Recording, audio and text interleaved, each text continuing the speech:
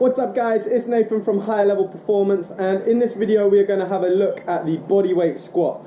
The bodyweight squat is one of the exercises we use in the HLP movement assessment to analyze and have a little look at our clients' current movement capabilities. Okay, the squat is one of the most fundamental movement patterns, and it enables us to see what our mobility is like at the ankle and the hip. Okay. So I'm just going to take you through the squat, what we want it to look like, and then things that we can see if we're not performing it properly. Why are we not performing it properly? What areas of the body do we need to work on?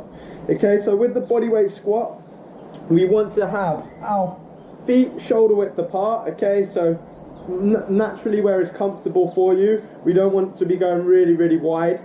Okay, so roughly shoulder width apart, in line with the shoulders just outside.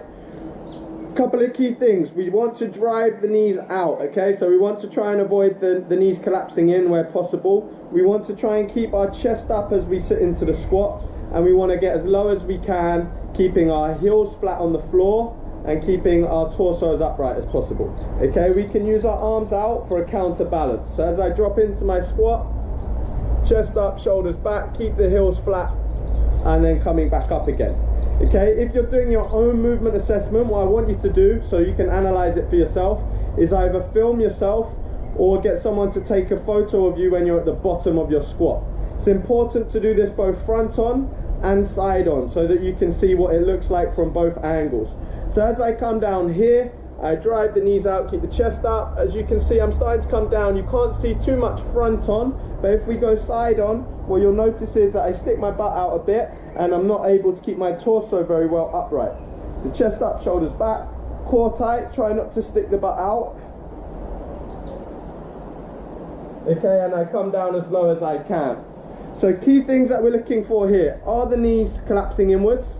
Okay, are we falling into more of a hinge pattern? Okay, so instead of being upright, am I coming more into here? These are a couple of key things. If I'm falling more into a hinge pattern, quite often it might be a sign of poor ankle mobility. Okay, if we've got poor ankle mobility, it means that haven't got much dorsiflexion, so my knee can't go over the front of my toe, keeping the heel flat, and therefore I want to go into this hinging pattern. So one way we can identify whether the ankles are the problem is by raising up the heels. So if we put our heels onto a raised surface, okay, roughly probably 8 to 10 inches from the floor. So on here I'm using a yoga mat. Okay, you can use something that you can find, a pillow underneath, to get an idea. But then we're going to try and do our squat again, now with the heels elevated, and see whether we're able to keep more upright in our body position. Okay, so what you can see now from my squat, I'm able to drop into that squat and stay a lot more upright. Okay, so what that would highlight to me is that I have an ankle mobility issue, and that needs to be my area of focus in terms of trying to improve my squat pattern. Okay, if we are still not seeing much improvement there, then it's quite likely we're going to have a tight hip issue as well. Okay, so we need to focus on our hip mobility. I'm trying to increase the range of motion at the hip. So that is the fundamentals of the squat, a basic squat. So as I said, make sure you're doing it side on, front on, and then key things to look out for. Are your heels coming off the floor, so you're struggling to keep your heels down? If that's the issue, then maybe try raise the heels up, see how that feels. Are the knees able to track nice straight line, or do they want to rotate in, which is usually going to be a sign of weakness in the glutes? And what's our torso position? Are we able to stay fairly upright?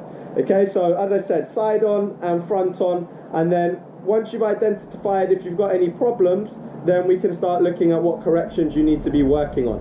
Okay, so if I do one more from a front on position as well, so having the feet set, a little bit raised up, knees out, chest up. Okay, as you can see, I can drop into that squat a lot easier, knees stay nice and straight over the toes and back up. Key things also to think about, are you feeling any kind of impingement at the hips, or does it feel comfortable sitting into that bottom position? Okay, so give that one a go guys, and obviously make sure to have a look at your body position and what you need to work on.